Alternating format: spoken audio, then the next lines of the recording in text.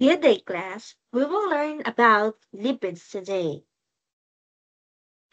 So, lipids are not purely harmful. Many of our physiological functions highly rely on lipids.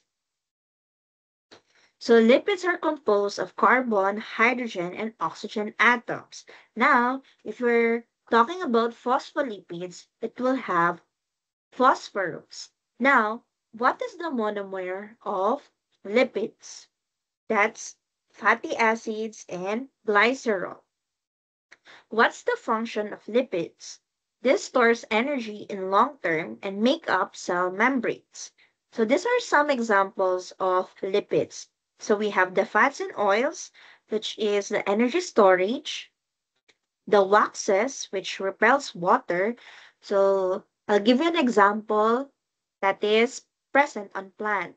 So if you use plant or if you've used or played with leaves, look at it put it when you put the water on it. So what do you see? So it acts like a water resistant, no? Hindi siya nababasa. So next is steroids. So this is the cholesterol, sex hormones, and cortisols. So you'll learn more about steroids and how this cholesterol creates those sex hormones. We have the phospholipid cell membrane. As you know, the part of the cell membrane, is made up of phospholipid bilayer, which is a lipid. And don't forget, lipids are not soluble in water. What does it mean? Remember, soluble means dissolved. It can be dissolved in water. And not soluble or insoluble cannot be dissolved in water. So this is the glycerol molecule and this is the fatty acids. So lipids has three fatty acids, one, two, three, which is called palmitic acid. Now, this glycerol will react to the fatty acid through a process called dehydration reaction. Remember, in the dehydration reaction, water molecule is created by removing the hydrogen present here in the hydroxyl group and creates water. Now, if this fatty acid and the glycerol are linked together or bonded together, this bond is called ester linkage. Now, the three fatty acid and one glycerol, when combined together, they're now called fat molecule or triglyceride or triacylglycerol. So lipids are divided into fatty acids, non-glyceride, and glyceride. So we will be focusing on the fatty acid, which is divided into saturated and unsaturated or types, and then non-glyceride to no, sphingolipids and steroids. So fats or fatty acids, this is very common. These fatty acids are oil. So if you look at some oil in the market, now if you're going to a market, you will notice some oils are sleeping. Now they call it a sleeping. So this sleeping oil is solidify in room temp. So what's the room temp? That's 25 degrees below. 18 to 25 degrees. So that's the room temp. Now, this solidifying oil in a room temperature is a saturated fat. And saturated fats came from animal fats.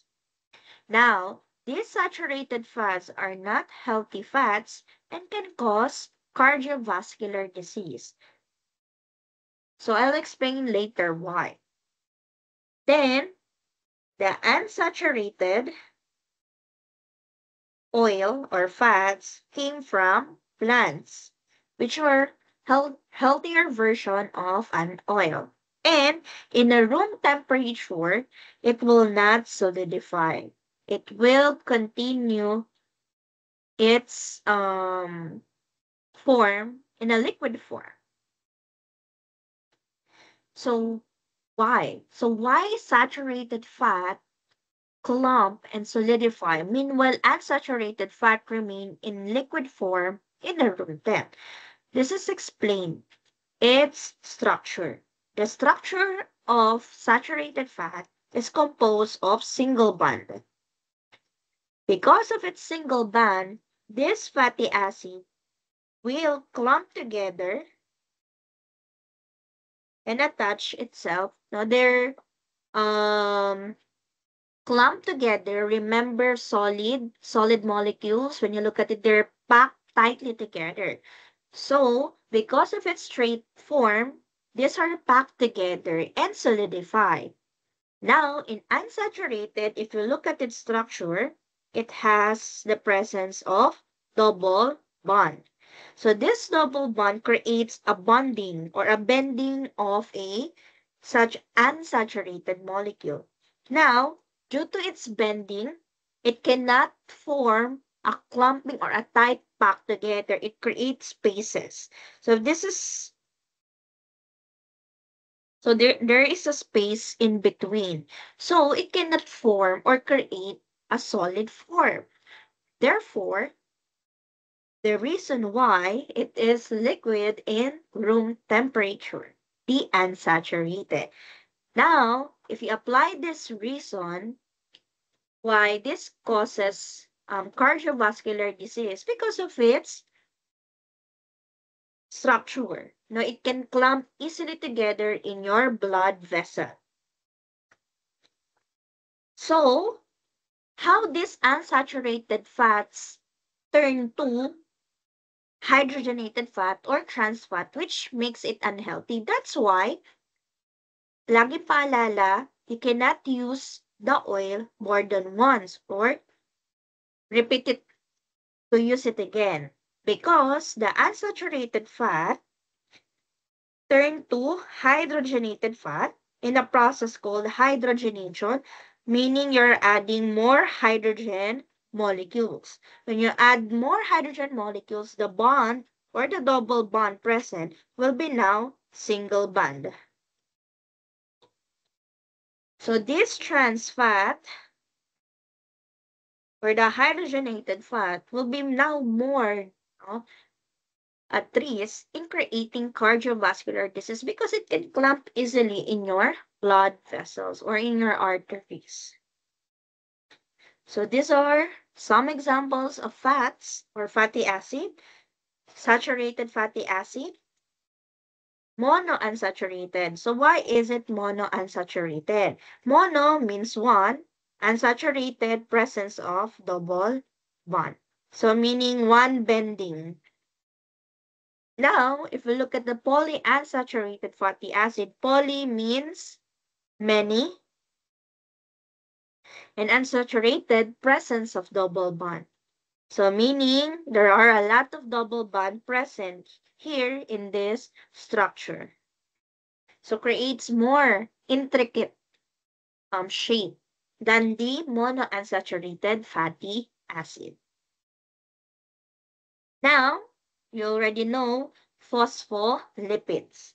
So in a phospholipid, there is again the glycerol and the fatty acid. In phospholipid, we only have two fatty acid. In triglyceride or in lipids, you have three fatty acid. Now, remember, lipids are hydrophobic. They're afraid of water because of their polar. Hydrophobic are nonpolar. And then hydrophilic are the polar group. So therefore, the phosphate group makes it polar. Therefore, it can attract water. Then the nonpolar can repel water. That's why Cell membrane is made up of phospholipid bilayer because it can attract molecules and repel molecules. Now, these are the 5 types of phospholipids. We have phosphatidylethanolamine, we have phosphatidylserine, phosphatidylcholine, and then phosphatidylinositol, and sphingomyelin. These are all present in the nerve cell. Why? Remember, brain is fatty, meaning it's made up of lipids. So therefore, nerve cells, one of the main components are phospholipids. So these are more on chemical messenger. Now, this lipids is used to transmit messages. That's why you can react. Like napaso ka, right? So you can tawag dito, can remove your hands when you're burned or you're burned. Okay. Now let's move to steroids. So steroids are lipids characterized by a carbon skeleton consists of the 4 fused rings. And the most common steroid are cholesterol. And this cholesterol is very important in producing sex hormones. So these are the main precursor. So what are the sex hormones? So these are the estrogen, progesterone, and testosterone. Although cholesterol is very important in producing those sex hormones, high level of cholesterol will contribute to cardiovascular disease. Again, cholesterol is fats, can be converted into fats, and can clump or form in your